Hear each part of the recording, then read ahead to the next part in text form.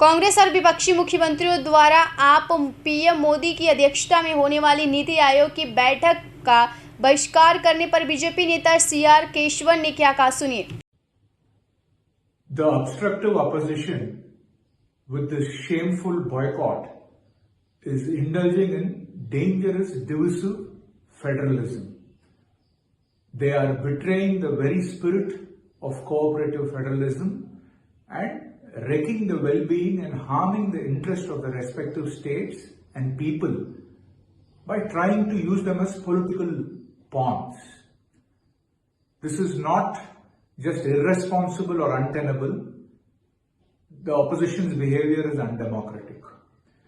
The fundamental difference between Prime Minister Narendra Modi ji and the crooked Congress and the India Alliance is this.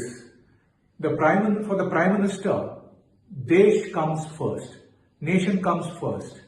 But for the India Alliance, Dvesh, hatred comes first. While the Prime Minister is trying to set aside differences and forge a consensus to ensure that the well-being of our people is secured, the opposition is playing the confrontation and negative politics of disruption and division.